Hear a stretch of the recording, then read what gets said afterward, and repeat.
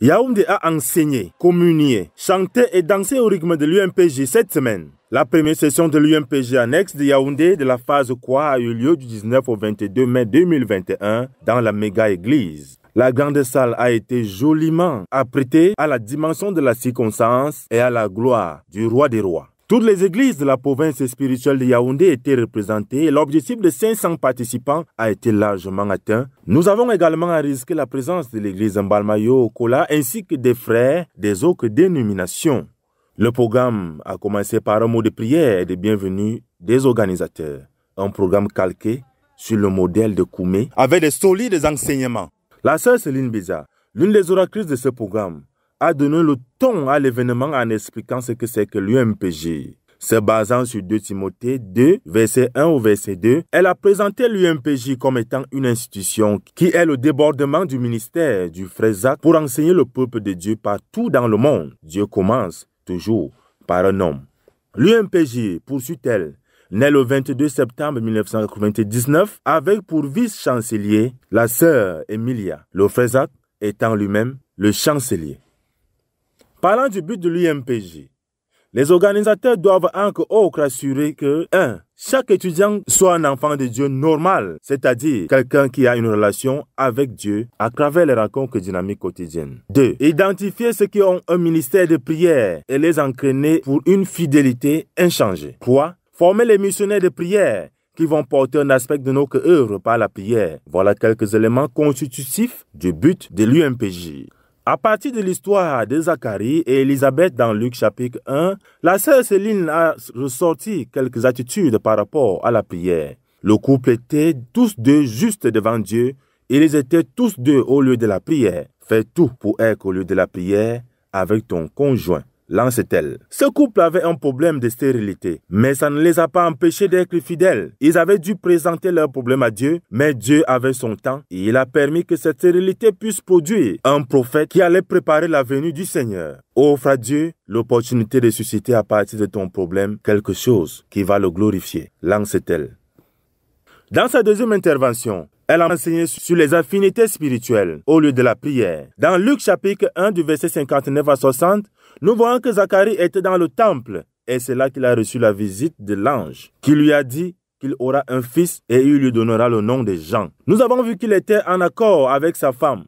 Voilà un couple servant le Seigneur au lieu de la prière et qui reçoivent l'arrivée d'un fils. Une autre affinité formée dans la prière est le cas de Siméon et Anne, la prophétesse. Dans Luc chapitre 2, c'étaient 2 âmes sœurs qui avaient le même fardeau et qui étaient au temple. Ils attendaient la venue de Jésus. Nous avons besoin des parents qui, dès le sein maternel, demanderont à Dieu quel nom il faut donner à leur enfant. Nous avons besoin des ministres de prière qui développent la prière. Nous avons besoin des ministres de prière qui sont autour des dirigeants pour intercéder pour eux, a-t-elle conclu. La sœur Sarah Kuna, quant à elle, a enseigné sur les rencontres dynamiques quotidiennes avec Dieu. Les rencontres dynamiques quotidiennes avec Dieu sont l'un des moyens de revenir à Dieu. Notre but est que ceux qui ne méditaient pas commencent à méditer et que ceux qui ont abandonné recommence. La sœur Sarah a présenté les rencontres dynamiques quotidiennes avec Dieu comme la voie de notre réussite. Elle a également encouragé les frères à se faire une alliance avec Dieu sur quand le rencontrer chaque jour. Et 4 heures du matin, selon elle, c'est l'idéal. Le frère Jacques, l'un des professeurs de l'université annexe, a enseigné encore autre sur le même thème, les rencontres dynamiques quotidiennes avec Dieu. Dynamique quotidienne avec Dieu. Daily dynamic encounters with God. C'est le maintien quotidien du croyant. It's the daily keep-up of believers. Beaucoup d'entre nous, Many of us ne sommes plus là où nous étions avec Dieu. are no more where we were with God. La vie chrétienne pour plusieurs The Christian life for many est devenue lourde. has become heavy. Plusieurs ont perdu leur premier amour pour le Seigneur. Many have lost their first love for the Lord. Les rencontres dynamiques quotidiennes avec Dieu, c'est le maintien des croyants. Dans 2 Corinthiens chapitre 5 au verset 9, nous remarquons que notre but, c'est notre ambition. C'est quoi notre ambition dans la vie chrétienne? Le but, c'est de plaire à Dieu en toutes choses. Si mon but n'est pas de plaire à Dieu en toutes choses, j'ai échoué. Un chrétien doit toujours être quelqu'un de se dire, est-ce que ce que je fais plaît à Dieu? Parce que dans l'activité chrétienne, tu peux croire que tu es encore chrétien, tandis que tu ne l'es plus. Les péchés que nous semblons le plus négliger sont les péché interpersonnel. C'est quand je suis en communion avec mon frère que le sang de Christ me purifie.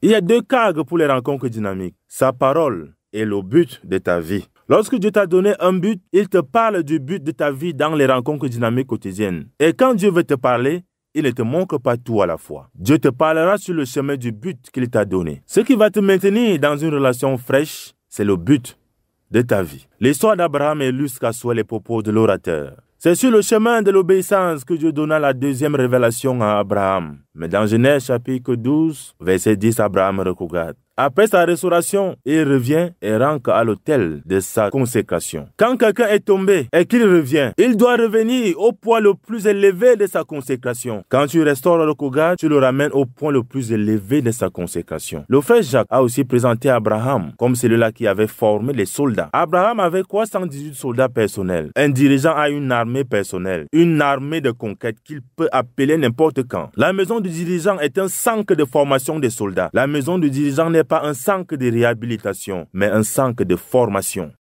L'un des points marquants de cette rencontre était des ateliers de travail. Au 2e jour de la rencontre, l'occasion a été donnée aux étudiants de donner chacun son témoignage de conversion dans les groupes. Le 2e jour, ils ont parcouru une partie du livre intitulé « La 100 qualités de la prière » et le dernier jour, ils ont essentiellement prié pour les dirigeants. Plusieurs équipes ont été constituées pour le succès de cet événement. Nous avons encore l'équipe du secrétariat et l'équipe de la cuisine qui a fortement été saluée par les étudiants.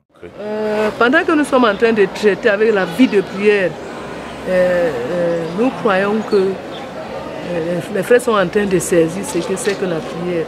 Notre attente est de pouvoir avoir au moins 250 ministres de prière déjà que nous pouvons convoquer pour prier, non seulement pour la ville de Yaoundé, mais pour le monde entier. Et à ce qui est en train de se passer, nous croyons que nous aurons plus que ça. Nous nous sommes juste retrouvés, nous les aînés qui avions fait les premières 3 années à l'IMPJ avec la sœur Émilie. Mais les besoins réels pour tenir une université nous font voir que nous avons besoin de tout le monde. Déjà, c'est un moment très original. Les gens sont venus et ils ont payé le prix sacrificiel de passer la nuit dans l'église, sur les bancs, sur les nattes, sur les matelas. Ça démontre, n'est-ce pas, vous voyez l'engouement des frères à participer à cette université. Bon, pour nous qui sommes dirigeants, nous allons penser à améliorer, n'est-ce pas, les structures, l'accueil des frères avec la construction et la finition de notre bâtiment et peut-être d'autres structures annexes dans la ville pour que les frères n'aient plus à souffrir pour acquérir la connaissance de Dieu. La sœur Annette Aladoum, dirigeante de l'UMPJ annexe de Yaoundé, n'a pas manqué de rappeler aux frères que l'UMPJ de Yaoundé n'est qu'une université annexe et qu'ils sont aussi massivement attendus aux UMPJ de la base. Nous sortons de ce programme avec l'invitation du provincial aux prochaines UMPJ ainsi qu'avec la bénédiction du corps des dirigeants. À Dieu soit toute la gloire pour le succès de cet événement. Yves Njana, Yaoundé pour la RTVC.